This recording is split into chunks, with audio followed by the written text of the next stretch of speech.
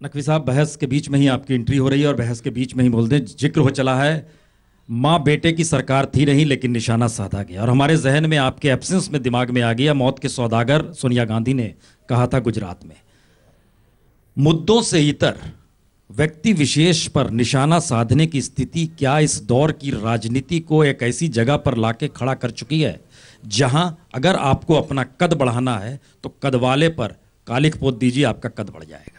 यह स्थिति हो गई है। सबसे महत्वपूर्ण बात तो ये है कि हेलो, अब उन्हें मत जाओ तो हम उनको तो बोलने ही देना पड़ेगा ना। हेलो, देखिए सबसे महत्वपूर्ण बात यह है कि जो 2014 का लोकसभा का चुनाव है वो कई मायनों में ऐतिहासिक भी है और कई बड़ी घटनाओं का गवाह भी बनने वाला है। हमने शुरू से जो है वो मुद्दा रखा सुशासन, हमने मुद्दा रखा विकास, और सुशासन और विकास के इर्द गिर्द पूरे चुनाव को हमने चुनाव के प्रचार को रखा और चुनाव में बात भी की। लेकिन अगर दूसरी तरफ कांग्रेस पार्टी या कांग्रेस पार्टी के कुछ साथी हैं, उनका आप पूरा व्यवहार देखें तो उन्होंने अपने पिछले 10 सालों के कामकाज के लेखा जोखा देने के बजाय, अपने शासन या कुशासन के बारे में बताने के बजाय, गुजरात के विकास, गुजरात में क्या हुआ, गुजरात में क्या नहीं हुआ, उस पर ज़्यादा वो केंद्रित रहे। एक दूसरा, वो नरेंद्र मोदी जी पर व्यक्तिगत हमला, नरेंद्र मोदी जी पर व्यक्तिगत आरोप प्रत्यारोप, और जिस तरह की भाषा और अभद्र भाषा, यहाँ तक कि कुछ कहते हैं कि बोटी बोटी कर दी जाएगी, उनकी टुकड़े टुकड़े कर दिए जाएंगे। कुछ ने कहा वो यमराज हैं, कुछ ने कहा वो कसाई हैं, कुछ ने कहा कुछ और भाषा, जिस भाषा को कभी हम आपके कार्यक्रम में दोहरा भी नहीं सकते। ये पूरे के पूरे चुनाव को भटकाने और पूरे के पूरे चुनाव में मुद्दों से भागने की कोशिश होती रही।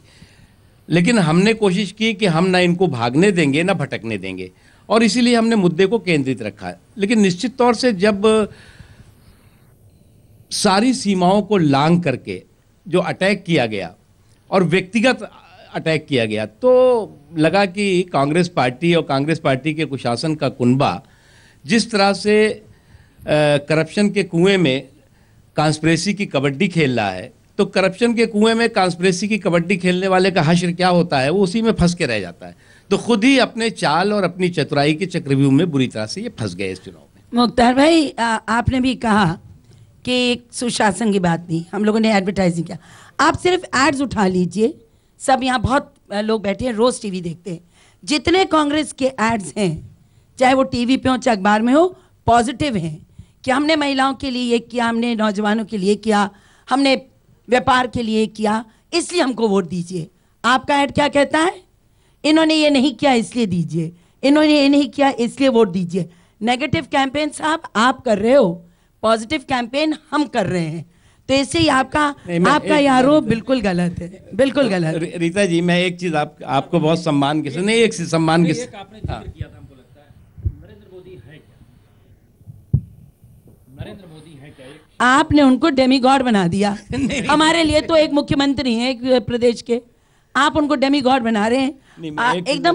उनको तो आप कसाई बोला कि आप क्या क्या जिक्र करते चले गए, रीता जी एक चीज मैंने आपसे कह दिया, नरेंद्र मोदी जी सबसे फेक पॉलिटिशियन इस देश के सिद्ध होंगे। प्लीज, मैं बहुत अच्छा शब्द यूज कर रही हूँ, बहुत अच्छा शब्द, और अंग्रेजी में सुनने में भी बुरा नहीं लगता है, आप उसको ज्यादा कॉन्ट्रडिक्ट नहीं करेंगे।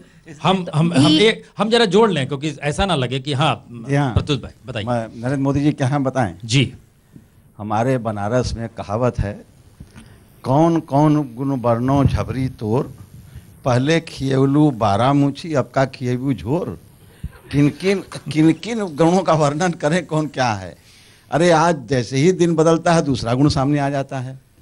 जब आते हैं तो Gujarat model, Gujarat model, Gujarat model, और जब जाते हैं अयोध्या तो बोलते हैं राम राज लाओ, राम राज लाओ। जब जाते हैं अमेठी तो बोलते हैं छोटी जात बड़ी जात, छोटी जात बड़ी जात। जब आते हैं आजमगढ़ तो बोलते हैं आतंकवाद का अड्डा है, और जब बनारस आते हैं तो बोलते हैं गंगा पूजेंगे। और गंगा जी की जब मिल जाती है अनुमति पूजने की तो गंगा जी पूजते नहीं, कहते मुझे माँ गंगा ने बुलाया है। तो गए क्यों नहीं गंगा जी तक अभी तक? देखिए रोज एक न एक दिन आए थे गुजरात मॉडल, आगे बोले गोरखपुर में 23 जनवरी को सुभाष चंद्र बोस के जन्मदिन पर कि मैं जहां जाता हूं बाप बेटा चले आते हैं। फिर क्या बोले, नेताजी गुजरात यूपी को गुजरात बनाने के लिए 56 इंच का सीना चाहिए। अरे भैया किसका 56 इंच का सीना है? अब गुजरात बनाने के लिए उत्तर प्रदेश को आप गुजरात बनाइएगा। गुजरात की आबादी 6 करोड़, उत्तर प्रदेश की आबादी 20 करोड़, 7 करोड़ तो यहाँ गरीबी की रेखा के नीचे हैं। अब वो आबादी है उनकी 6 करोड़। भैया हम महात्मा गांधी को प्रणाम करते हैं, कस्तूरबा को प्रणाम करते हैं, मोरारजी भाई को प्रणाम करते हैं और जवाब ले प्रणाम लेते करते हैं, हैं। जवाब ले लेते हैं। बस एक मिनट। लेकिन हर हमारी भारतीय संस्कृति विविधता में एकता है, डाइवर्सिटीज। आप किसी एक राज्य को दूसरा राज्य नहीं बना सकते। वो समुद्र के किनारे है, ये गंगा के किनारे। मुहावरा किस्सा गोई है, मतलब आप इसको इतना गंभीरता से मुहावरा बोल रहे हैं। 56 इंच का सीना चाहिए। अरे अद्भुत मुहावरा है। ये अद्भुत भाई है। कौन कौन गुण वर्णो झबरी तो भाई यहाँ कोई- यही तो मैं कह रहा हूँ। देखिए, पहली बात, आपने एक बहुत महत्वपूर्ण सवाल किया, जिस सवाल का जवाब देने के बजाय उसको जलेबी की तरह घुमा दिया गया। आपने पूछा नरेंद्र मोदी जी हैं। ये भी बनारस की बहुत अच्छी होती है, खा के देखिए मैं जरा। भी जानता हूं, मैं आपके और साथ मोदी कई जी बार को भी खा- खिलाइएगा। मैं भी कई बार आपके साथ खा चुका हूं। देखिए, जो आपका सवाल था वो बहुत जायज़ था। जायज़ इसलिए था कि रीता जी ने, मैं बहुत सम्मान के साथ कहता हूँ, उन्होंने कहा कि हमारा विज्ञापन देखिए और बीजेपी का। हम अगर पूछ रहे हैं कि इस 10 सालों के शासन में आपने क्या किया, तो इसलिए पूछ रहे हैं कि हम विपक्ष में थे। हमारे नरेंद्र मोदी जी देश के प्रधानमंत्री नहीं थे। और आपको, आप अगर बता रहे हैं तो आपका बताना कर्तव्य है। उसके साथ अगर हम ये सवाल पूछते हैं कि भाई 10 सालों में आप ऐसा 10 कौन सा काम किया जिससे कि आम लोगों के सरोकार, आम लोगों के मुद्दे और आम लोगों की समस्याओं का समाधान हुआ, और नौजवानों के रोज़गार से जुड़ा हुआ मुद्दा हो, जो किसान है, जो मजदूर है, जो आम व्यक्ति हैं, उनको जो है आपके सरकार के रहते कोई राहत मिली हो, बड़ी राहत मिली हो, आप नहीं कर बता पाते। आप बताएंगे जी हमने जो है वो राइट टू इन्फॉर्मेशन दे दिया, हमने जो है वो राइट टू फूड दे दिया, हमने तो राइट टू फला दे दिया। आप ये नहीं बताते कि राइट टू करप्शन भी आप ही ने दिया। आपके रहते जो है वो आपने कहा कि देश को हम उदारवाद के रास्ते पे ले जा रहे हैं। उदारवाद पे तो आया नहीं, उदारवाद के रास्ते पे ज़रूर खड़ा हुआ। आज बच्चा जब पैदा होता है तो आपको मालूम होना चाहिए 15,000 का कर्ज अपने सर पे लेके पैदा हो रहा है। तो ये तमाम चीज़ें, अगर ये कमियां हैं, इन कमियों को आपको इस बात को स्वीकार करना पड़ेगा। अब इसका अटैक ये करके कि जी हमने तो ये किया, गुजरात में क्या हुआ बताओ, तो गुजरात का चुनाव तो आपने कई बार इस तरह से लड़ा है और हर बार आपके इस तरह के मुद्दों का सुपड़ा साफ हुआ है। हम तो रीटा जी मैं- एक मिनट, रीटा जी एक मिनट, हमको लगता है मुझे सबको आपको जोड़ते मौका चले। देना पड़ेगा। नहीं, हम दे रहे हैं। संजय जी, ये कोई आम आदमी पार्टी के पास कोई ऐसा मॉडल क्यों नहीं निकल के आ रहा है जिसमें बात ये हो कि हम इस रूप में इस देश को देखना चाहते हैं? देखिए, अच्छी बात ये होती जो अभी बड़ी चिंता सब लोग व्यक्त कर रहे हैं कि भाई मुद्दों की बात होती, सुशासन की बात होती। गुजरात पे प्रश्न उठने पर नरेंद्र मोदी जी नाराज हो जाते हैं और केंद्र सरकार पे प्रश्न उठने पर कांग्रेस पार्टी नाराज हो जाती है। क्यों नाराज हो जाती है? कांग्रेस पार्टी ने पिछले 5 साल के अंदर देश को भ्रष्टाचार दिया, महंगाई दिया, 2G घोटाला दिया, कॉमनवेल्थ गेम्स का घोटाला दिया, कोयले का घोटाला दिया, बैसाखी का घोटाला हुआ, हेलीकॉप्टर का घोटाला हुआ, एक के बाद एक घोटाला हुआ। और उसके खिलाफ बीजेपी जब बोलती रही तो लोगों को लगा कि इनसे कुछ उम्मीद है। लेकिन जब आप टिकट वितरण करने जाते हैं तो आप उसी येदियुरप्पा के साथ समझौता करते हैं, उसी येदियुरप्पा को पार्टी के अंदर लेके आते हैं जिसके ऊपर करोड़ों, हजारों करोड़ के खनन घोटाले का आरोप है। आप उसी रामविलास पासवान के साथ खड़े हो जाते हैं जिनको, जो कहते हैं कि साहब ये भारत जलाओ पार्टी है और उन्होंने माफियाओं को टिकट दे रखा है। उत्तर प्रदेश के अंदर आपने जिस आतंकवाद की चर्चा की, आजमगढ़ में बैठ के आप कह रहे थे कि साहब ये आतंकवाद का अड्डा है। जिस प्रत्याशी के लिए आप गए थे वो पूर्वांचल के सबसे ईमानदार और साफ सुथरी छवि के आपके प्रत्याशी हैं, जिनके लिए आप कह रहे हैं कि उनके प्रचार में जाके और आप कह रहे हैं कि आजमगढ़ जो है वो आतंकवाद का अड्डा है। आप किस प्रकार का संदेश देना चाहते हैं? किस प्रकार का हिंदुस्तान देना चाहते हैं? सुशासन की चर्चा आप कीजिए। आप सुशासन की चर्चा किस रूप में करेंगे? 1 रुपए स्क्वायर मीटर पर आप अडानी को जमीन देकर, अंबानी के साथ समझौता करके, सिर्फ चंद उद्योगपतियों को गुजरात के अंदर बढ़ावा देके आप सुशासन की बात करेंगे तो आपके ऊपर कोई यकीन करेगा? भ्रष्टाचार और राजनीति के अपराधीकरण के मामले में कांग्रेस बीजेपी दोनों पार्टियां एक जैसी हैं। और उत्तर प्रदेश जहां हम लोग रहते हैं, कानून व्यवस्था की स्थिति हो, चाहे बिजली पानी की हालत हो, चाहे सड़कों की हालत हो, आप जिधर भी जाइएगा बदहाली ही मिलेगी आपको। इसलिए मैं कह रहा हूं कि आज मुद्दों को गायब करके कोई मौत का सौदागर बोलता है, कहीं इमरान मसूद का सवाल आ जाता है, लेकिन निशाने पर आप ही रहोगे। ये आजम खां का सवाल आ जाता है कि रीटा बहुगुणा जी भी उसमें कुछ ये जोड़ना चुनाव चाह हो रहा है रही कि मजाक हो रहा है। रीटा जी, एक बात तो सामने आ रही है कि कहीं ना कहीं एक स्थिति लोगों के जहन में है कि सरकार मनमोहन सरकार की थी और उसमें विकल्प के तौर पर लोग इधर उधर देख रहे हैं। आपके पास कोई ऑप्शन नहीं बच रहा है, इसीलिए इन्होंने गांधी परिवार का जिक्र कर दिया। देखिए, मैं दो बात कहना चाहूंगी। पहले तो मैं आभार व्यक्त करूंगी मुख्तार साहब का कि इन्होंने खुद ही गिनाया कि क्या क्या हम लोगों ने किया और ये क्या गलत है क्या कि महात्मा गांधी नरेगा में काम का अधिकार देकर 2 करोड़ से ज्यादा परिवारों को उसका लाभ मिला, 14 करोड़ बच्चों को मध्याह्न भोजन मिल रहा है। ये गलत है क्या? राइट टू फूड कागज में ये की गलत जमीन है पे। क्या? गलत है क्या? कागज में की जमीन ये पे। गुजरात में भी देख लीजिए, जाके मध्य प्रदेश में भी देख लीजिए। और जहां तक आपने बात करी, आपने कहा था कि हम पॉजिटिव कैंपेन नहीं करते, हम बिल्कुल करते हैं। और आपने जहां तक कहा कि कर्ज से सबसे ज्यादा पर कैपिटा कर्ज अगर कहीं है हिंदुस्तान में तो गुजरात में। सबसे ज्यादा कर्जदार अगर कोई प्रदेश है तो गुजरात है। आप किसानों की बिजली ले लीजिए, हरियाणा में हम 10 पैसा यूनिट देते हैं, आपके गुजरात में 56 रुपया यूनिट किसान को बिजली मिल रही है। भैया, आप जब गवर्नेंस की बात करते हैं तो आप कहीं दिखाएंगे तो। और मैं संजय जी की क्या बात करूं, आपको मौका मिला तो आप तो भाग निकले। आप तो ऐसा भागे कि गवर्नेंस के नाम से आप घबरा गए, थर्रा गए।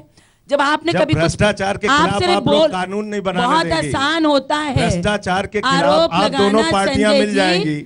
आरोप लगाना बड़ा आसान होता है। 40 विधायक कुर्सी असेंबली में में मिल बैठ गए दिल्ली के जाइए, अंदर। कुर्सी में बैठ जाइए, तब कांग्रेस बीजेपी दोनों साथ हो गए, बोले जन लोकपाल नहीं बनने देंगे। यही काम आपने पार्लियामेंट में किया। इतने वादे आपने झूठे किए दिल्ली वालों से, जब आपने पूरा जन नहीं लोकपाल कर क्यों नहीं बनने दिया, ये सके, बताइए जब ना नहीं देश को। बन सके तो आप हट लिए। आप जन लोकपाल हमने क्यों जन नहीं बनने लोकपाल बना दिया? दिया है। भ्रष्टाचार एक के मिनट, खिलाफ रीटा जन जी, लोकपाल रीटा बनने जी, दिया, आप दोनों लोग एक देखिए, हो इस गए। बार चुनाव में सीधा संघर्ष यूपी को अगर ले लीजिए तो मैं तो कहूंगी कि कांग्रेस और बीजेपी के बीच में है। अब ये संजय जी ठीक है अपनी बात कह रहे हैं, केजरीवाल जी बोल रहे हैं, लेकिन हर जगह पर इनका कैंडिडेट कहीं खड़ा नहीं है। कांग्रेस वर्सेस बीजेपी चल रहा है यूपी में और ये बहुत आइडियोलॉजीज की लड़ाई है। इसमें कौन सक्सीड करता है देखेंगे। देखिए, पहली बात, आज हम जब यहाँ पर आपकी पंचायत में बैठे हुए हैं तो इस चुनाव के और मतदान के आखिरी दौर में बैठे हुए हैं। कल जो 10 तारीख को तक जो है वो चुनाव कल का ख़त्म हो जाएगा प्रचार, और उसके बाद 12 को मतदान हो जाएगा। इसलिए ये जितनी भी चीज़ें अभी आदरणीय रीता जी ने कही, भाई हमारे संजय जी ने कही, ये सारी चीज़ें पूरे चुनाव तक ये दोहराते रहे कि गुजरात में ये नहीं हुआ, गुजरात में वो नहीं हुआ, गुजरात में ऐसा हुआ, गुजरात में वैसा हुआ, वो अदानी है, वो अंबानी है, फला है, ढिमाका है। उसके बावजूद भी देश की जनता का मूड और देश की जनता किसको स्वीकार कर रही है और किसको रिजेक्ट कर रही है वो बहुत विजिबल है। देश की दीवारों पर मोटा मोटा लिखा हुआ है जो 16 तारीख के वो जो मशीनें हैं, वोटिंग मशीनें, उससे ईवीएम आप तो प्रोपेगेंडा मास्टर है ना। एक चीज, आपका प्रोपेगेंडा गजब का हुआ है। दूसरी चीज ये कि कांग्रेस पार्टी या कांग्रेस पार्टी के कुशासन के जो साथी संगी हैं, हम उनको बिना मांगी सलाह इतना ही देंगे कि चुनाव में हार और जीत होती है। हार और जीत की हताशा में अगर उनको ये मालूम है कि उनकी विदाई का बैंड बाजा बज चुका है, अब विदाई के बैंड बाजा के साथ साथ दिमाग का भी बैंड बाजा बजने लगे और एकदम उस रास्ते पे जा करके, और जिस तरह की भाषा, जिस तरह का व्यवहार, वो व्यवहार और भाषा निश्चित तौर से लोकतंत्र के लिए कतई अच्छा नहीं है। आपको इस बात को स्वीकार, आत्मचिंतन करना चाहिए कि आपने जो बोया है वो काट रहे हैं।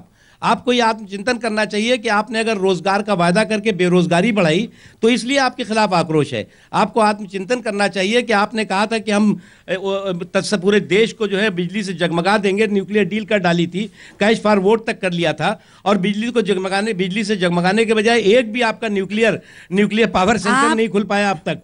आपको ये बताना चाहिए कि आपने आर्थिक देश को देने की बात की थी, आज देश को आर्थिक आपदा में खड़ा कर दिया है। आपको ये बताना चाहिए कि आपने कहा था तो रुपया कंगाल हो गया, डॉलर मालामाल कैसे हो गया, बोलने दीजिए, आपको बताना चाहिए। साहब हम भी पढ़ कर आए इकोनॉमिक्स, आप भी पढ़ रहे हैं, मैं बता रही हूँ। रुपया कंगाल हुआ, डॉलर मालामाल हुआ नहीं। मैं आपसे बोल रही हूँ 7 साल आपकी एनडी की गवर्नमेंट थी, आपसे हम तो जो चुनाव हो चुका ना, एक सेकंड रुक जाइए, फॉरेक्स रिजर्व्स कहाँ छोड़े आपने? अरे भाई वो चुनाव हो चुका, उस पे बहस करना हो तो करिएगा। मुझे बोलने वो चुनाव हो चुका 2014। भाई आप मर्द हैं, आपकी आवाज ज्यादा तेज है पर हम भी कम नहीं है। आपके फॉरेक्स एक्सचेंज 2004 का चुनाव हो चुका है। फॉरेक्स एक्सचेंज आपने 113 बिलियन पे छोड़ा, हम 300 बिलियन पे छोड़ रहे हैं। ओह। 300 बिलियन आप कैसे कह सकते हो कमजोर हैं? हमने 5 गुना एक्सपोर्ट बढ़ाया है, ये भी सत्य है। हम कहां से कमजोर हो गए? इंपोर्ट गलत बोल रही है। इंपोर्ट एक्सपोर्ट आपके टाइम आप चेक करिए, आप भी चेक करिए, आप भी चेक आपका करिए, इंपोर्ट बढ़ा है, आप भी एक्सपोर्ट बंद चेक है। करिए। मैं भी पढ़ी लिखी हूँ। और जहां तक आप सवाल कह रहे हैं, जहां तक आप बात कर रहे हैं, आप ले लीजिए अपने इसकी बोलते हैं स्टॉक मार्केट की। आप जब गए थे मैक्सिमम स्टॉक मार्केट 5,000 तक पहुंचा था। हमारे जमाने में 17,000 से नीचे कभी आया नहीं। गरीबी की रेखा के ऊपर 33% लोगों 14 करोड़ लोगों को हमने बाहर निकाला है। ये मत कहिए कि कुछ नहीं हुआ। जो हुआ वो तो स्वीकार करिए। और देखिए, लोकतंत्र की कुछ मर्यादाएं होती हैं। जिस भाषा का प्रयोग एक प्रधानमंत्री पद का उम्मीदवार भाजपा के कर रहे हैं, जिस तरह का आक्षेप वो गांधी परिवार से लड़ रहे हैं, जिस तरह से वो बोलते हैं, बहुत आपत्तिजनक है। मुख्तार साहब, आप तो बहुत सीनियर हैं, समझाइए। देखिए, इस तरह की भाषा नहीं होनी चाहिए, इस तरह का वाद नहीं होना चाहिए। जिस तरह से प्रियंका के लिए बोलते हैं, जिस तरह से राहुल जी के लिए बोलते हैं, जिस तरह से सोनिया जी के लिए बोलते हैं। नरेंद्र मोदी जैसा शख्स बीते 10 बरस में जिस तरीके से राजनीतिक निशाने पर है, समाज के भीतर लकीर खिंच सकती है। सेंसिटिविटी है, इससे इनकार नहीं किया जा सकता है। इलेक्शन कमीशन ही नहीं, एक डीएम ही नहीं, एक सिपाही भी आज बनारस में समझ रहा है कि नरेंद्र मोदी अगर सड़क से गुजर रहे हैं, अरविंद केजरीवाल उधर से आ रहे हैं, तो कौन सी स्थिति बन सकती है। ठीक है। इलेक्शन कमीशन और जो भी प्रशासनिक अधिकारी है, इस बहुत माइन्यूट स्थिति को देख रहे हैं। ठीक है, यह स्थिति में आ गई है।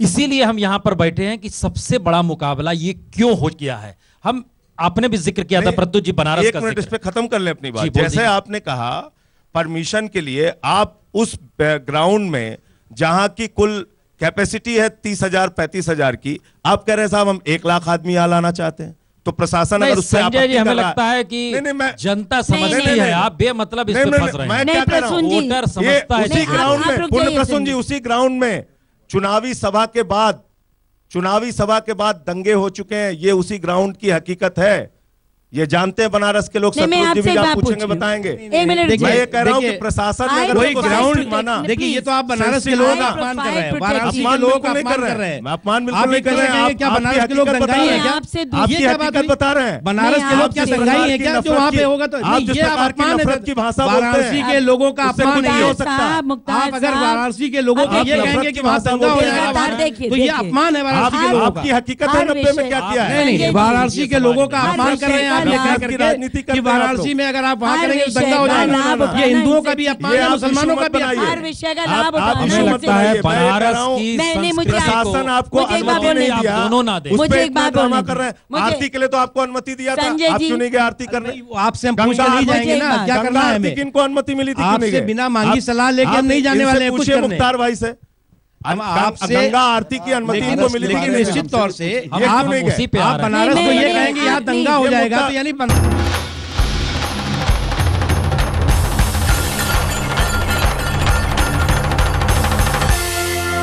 तो जूझ रहा है या उस नई पहचान के साथ अपने आप को जोड़ने की भी कोशिश कर रहा है। बनारस पर समूची दुनिया की नजर है। बनारस अभी तक खींचता रहा लोगों को और लोग यहां पर मोक्ष के लिए आते रहे, लेकिन पहली बार राजनेताओं के संघर्ष में बनारस कुछ ऐसा फंसा है, लगता नहीं है कि ये गौतम बुद्ध यहां पर राजपाट छोड़कर आए थे। यहां से अब राजपाट निकलने की बारी आ गई है। रविशंकर जी, क्या वाकई बनारस इस दृष्टि से देखा जा सकता है कि ये प्रधानमंत्री बनाएगा, या महज ये एक औपचारिक लफ्ज है या सिर्फ मुहावरा है? देखिए वाजपेयी जी, मैं 2 महीने से देश घूम रहा हूं जी। कल शायद छुट्टी मिलेगी। देश में अभी 2 ही मुद्दे। देश की जनता नरेंद्र मोदी से प्यार करती है और कुछ लोग नरेंद्र मोदी से नफरत करते हैं।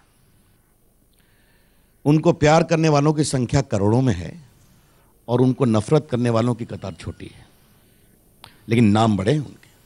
सोनिया जी, राहुल जी, मुलायम सिंह जी, मायावती जी, ममता जी, नीतीश जी, हमारे लालू प्रसाद जी, शायद अरविंद केजरीवाल जी भी।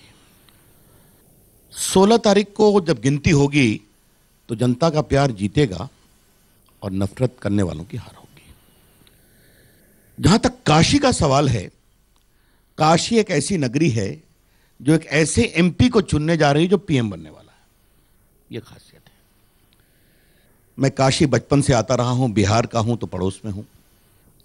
काशी आध्यात्म की नगरी है, तप की नगरी है, संस्कार की नगरी है, संस्कृति की नगरी है, साहित्य की नगरी है, सर्जना की नगरी है।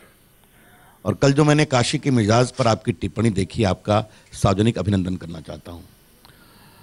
इसलिए काशी को कोई जीत नहीं सकता और काशी को कोई जीतने की कोशिश भी नहीं करनी चाहिए। काशी का एक अपना मिजाज है। काशी के मिजाज से मिलकर चलिए।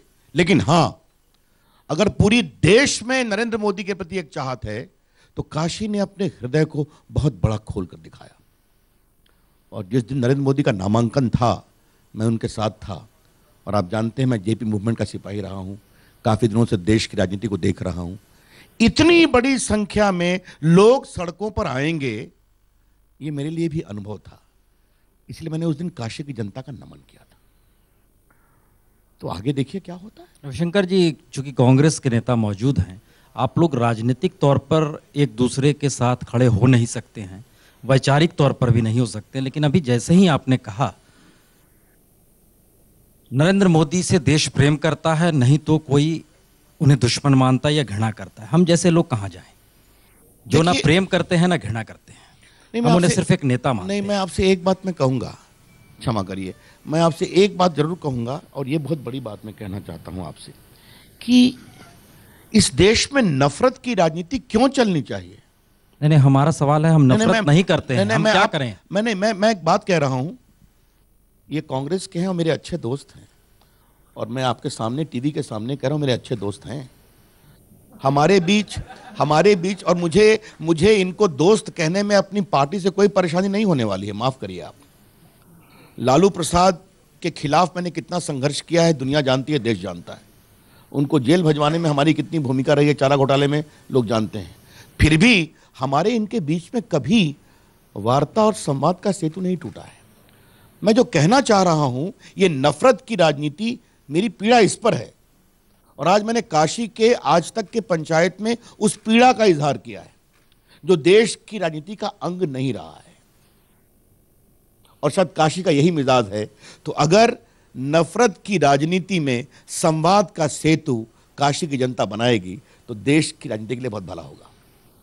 राशिद साहब, क्या वाकई ये मान लिया जाए राजनीतिक तौर पर केंद्र में तो नरेंद्र मोदी आकर खड़े हो गए हैं, इस पार या तो आप हैं या उस पार या वो है, ये स्थिति है? रविशंकर जी की बातों से बहुत हद तक मैं सहमत हूं, और बाज़ औकात तो मुझे लग रहा था कि इनके और मेरे विचार कितने मिलते हैं। तो आप हमारी मित्रता को मानते हैं ना? अब मित्रता तो मेरी चलिए, आपकी है, इसमें कहाँ कोई दो राय है। रविशंकर जी ने कहा कि नफरत की राजनीति इस देश में नहीं चल सकती है। मैं तो ये बात बरसों से कह रहा हूं, इस देश में नफरत की राजनीति नहीं चल सकती है। वाजपेयी जी, जो लोग नफरत की राजनीति इस देश में फैला रहे हैं, वो जीत नहीं सकते, वो फतेह हासिल नहीं कर सकते। जो इस देश के समाज को तोड़ रहे हैं, जो इस देश को तोड़ देना चाहते हैं, नफरत की राजनीति। कौन है वो लोग? ये तो देश फैसला करेगा। और मैं इससे भी सहमत हूं कि काशी एक ऐतिहासिक जगह है। काशी के बारे में गालिब ने कहा था कि काशी में रहने वाला हर आदमी या तो राम है या लक्ष्मण है। वहां पे ऐसे लोग कैसे जीत जाएंगे जो नफरत की राजनीति करते हो? ये तो संभव नहीं है। और ये भी ठीक कहा रविशंकर प्रसाद जी ने कि काशी पे विजय प्राप्त करनी भी नहीं चाहिए और विजय प्राप्त की भी नहीं जा सकती है। लेकिन बड़े अदब के साथ कहूँगा, नरेंद्र मोदी जी देश के अंदर जो दौरे कर रहे हैं और जो रैलीज कर रहे हैं, उन रैलीज का नाम ही उन्होंने रखा है भारत विजय रैली। मैं डर जाता हूं, कांप जाता हूं। भारत पे विजय प्राप्त करना चाहते हो, भारत को जीतना चाहते हो, ये तो दुश्मन क्या करते हैं, दोस्त नहीं क्या करते। भारत पे कोई विजय प्राप्त नहीं कर सकता। एक तरफ भारत माता जिंदाबाद का नारा लगाते हो और दूसरी तरफ कह रहे हो कि भारत पे हम विजय प्राप्त करेंगे। ये किस तरीके की जबान है? और इससे भी आगे बढ़कर कहता हूं, आज बीजेपी की सरकार की बात कोई नहीं कर रहा, इस बार नरेंद्र मोदी की सरकार की बात हो रही है। वहां तक भी मैं राजी हो जाता, कोई हर्ज नहीं। आपने अपनी पार्टी को छोटा कर दिया, आपने अपना कद बड़ा कर लिया, हमें कोई एतराज नहीं। आप उससे आगे बढ़े। अकेले प्रधानमंत्री पद के उम्मीदवार हैं, प्रधानमंत्री बनना चाहते हैं, हमें उसमें भी कोई एतराज नहीं। आप इससे भी एक कदम आगे बढ़ गए। काशी के अंदर आके आप कह रहे हैं हर हर मोदी, घर घर मोदी। भगवान बनना चाहते हैं क्या आप? कहां जाके रुकेंगे? इस देश के लोग ये बर्दाश्त नहीं कर सकते। ये ऐसा मेरा मानना है। जो भारत पे विजय प्राप्त करना चाहे, जो भगवान बन जाना चाहे, काशी उसके साथ खड़ा नहीं हो। रविशंकर जी, सम्राट अशोक भी निकले थे, लेकिन बुद्धम शरणम गच्छामि कहते हुए वो भी समझ गए थे, उसी बुद्ध के पीछे हो लिए थे जहां पे आज हम लोग बैठे हुए हैं, और उन्हें पहला ज्ञान यहीं पर दिया था सारनाथ में। आपने इनसे पूछा उस पार क्या होगा जी, इन्होंने गालिब को सुनाया, मैं बच्चन जी को सुनाना चाहता हूं। इस पार प्रिय तुम हो मधु है, उस पार न जाने क्या होगा। उस पार इनका क्या होगा, इनकी पार्टी, इनका कुछ नहीं, इनकी पार्टी का क्या हुआ ये मुझे पता नहीं है, और देश को भी पता है नहीं। रविशंकर जी, उसकी अगली लाइन है, ये चांद उदित होकर नभ में कुछ ताप बिटाता है मन का। देखिए यहाँ तो मन की बात ही नहीं हो रही देखिए है। पहली बात, मैं इनकी बड़ी इज्जत करता हूं, इनके लफ्जों की, इनकी उर्दू की, इनकी शायरी की। ये क्या बोल गए? अरे भैया, वो विजय शंखनाद रैली राजनीति में हम ये देते हैं, वही नरेंद्र मोदी ने कहा है एक भारत श्रेष्ठ भारत, कहा है कि नहीं कहा है? पूरे देश को साथ लेकर चलने की बात कहा है कि नहीं कहा है? लेकिन क्षमा करिए, अगर पूरा देश अगर नरेंद्र मोदी से प्यार कर रहा है, जो दिखाई पड़ रहा है, तो इसका क्या मतलब हुआ कि अपने बना रहे हैं?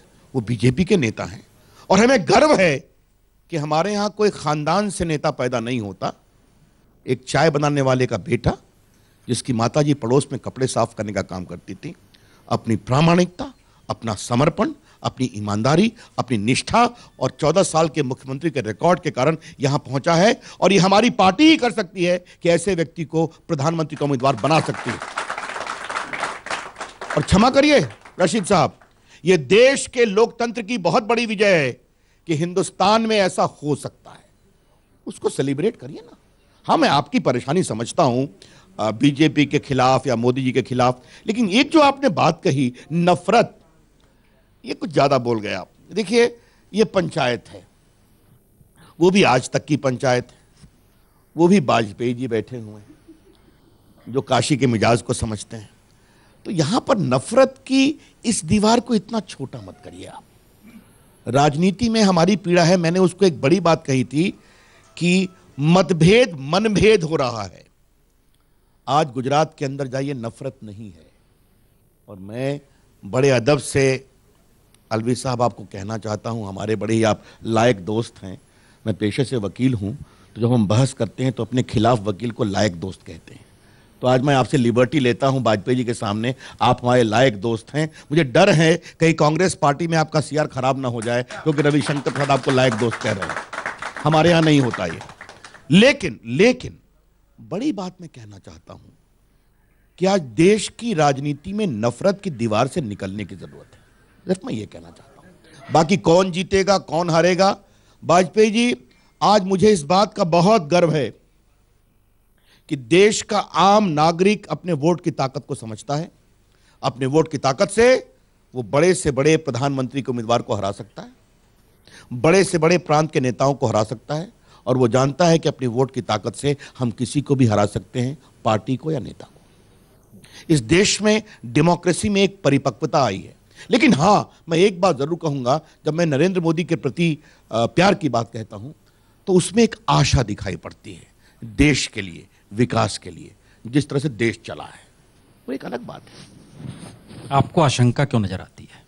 वहां आशा है तो? आशंका मुझे इसलिए नजर आती है, अभी मेरे लायक दोस्त ने कहा, मुझे बहुत सुकून मिला कि आपने मुझे लायक दोस्त कहा। मेरे लायक दोस्त ने कहा कि नरेंद्र मोदी जी एक छोटे परिवार से उठे, चाय बेचती थे, उनकी मां पड़ोस में काम करती थी, उन्हें पाल पोस के बड़ा किया, हम नहीं जानते थे। हम तो ये भी नहीं जानते थे कि नरेंद्र मोदी जी की बिरादरी कौन सी है, वो भी उन्होंने बताई। पड़ोस में उनकी माँ काम करती थी, उनके पाल पोस के बड़ा किया, ये भी हम नहीं जानते थे। ये भी हमने नरेंद्र मोदी जी के मुंह से सुना कि उनकी माँ ने काम किया और पाल पोस के परवरिश की। मैं बड़े अदब से पूछना चाहता हूं, एक बेटा जिसकी माँ ने मेहनत करके, कोशिश करके, पड़ोस में काम करके अपने बेटे को पाला हो, बेटा बड़े हो के उसकी क्या जिम्मेदारी है? क्या उसकी जिम्मेदारी नहीं है कि अपनी मां को देखे?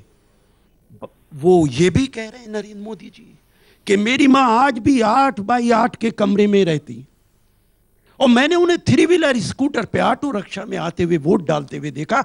वाजपेयी जी, मेरा दिल दुखा है, ये मैं कोई आपके चैनल के सामने नहीं कह रहा हूं, दिल की गहराइयों से कह रहा हूं, और मजबूरन मैंने लेटर लिखा। फिर आप अपनी मां का ख्याल नहीं कर सकते?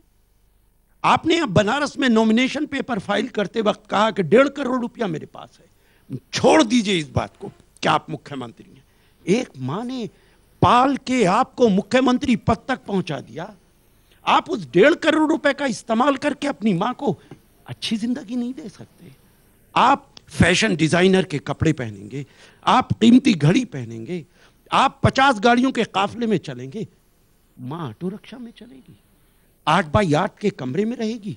यह आपके लिए फख्र की बात है, मेरे लिए शर्म की बात है। ऐसा आदमी देश का प्रधानमंत्री कैसे बन सकता है? और अगर देश का प्रधानमंत्री बनेगा, माफी के साथ कहूंगा रविशंकर प्रसाद जी, जो अपनी मां का ख्याल नहीं कर सकता, वो इस भारत माता का ख्याल कैसे करेगा? कैसे यकीन कर लें हम इस बात पे क्या आप भारत माता का ख्याल करेंगे? आप आए बनारस, नॉमिनेशन पेपर फाइल किए, आपने कहा ना मुझे किसी ने बुलाया ना मैं आया, मुझे तो गंगा ने बुलाया, और बगैर गंगा से मिले वापस चले गए। जिस गंगा ने बुलाया उसके किनारे तक नहीं पहुंचे आप जाके उसे सलाम तो कर लेते गंगा को। और आज आप कह रहे हो कि गंगा की आरती उतारने की कानूनी इजाजत नहीं मिली। अभी आपके सामने रविशंकर जी ने कहा कि वकील हैं। देश के संविधान में क्या किसी पूजा के लिए, इबादत के लिए किसी इजाजत की जरूरत है? हर आदमी को इजाजत है कि वो इबादत कर सकता है। गंगा की आरती उतारने के लिए देश का कानून आपको नहीं रोक सकता। आप जाएं, इबादत करें, पूजा करें, कोई नहीं रोक पाएगा। लेकिन ये ड्रामे आप कर रहे हैं सिर्फ सत्ता के लिए, लोगों को धोखा देने के लिए। मुझे पूरा भरोसा है काशी के लोग बहुत समझदार हैं।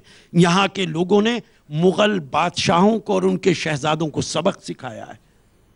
नरेंद्र मोदी जी तो चीज क्या है, इसलिए वो सही फैसला करेंगे।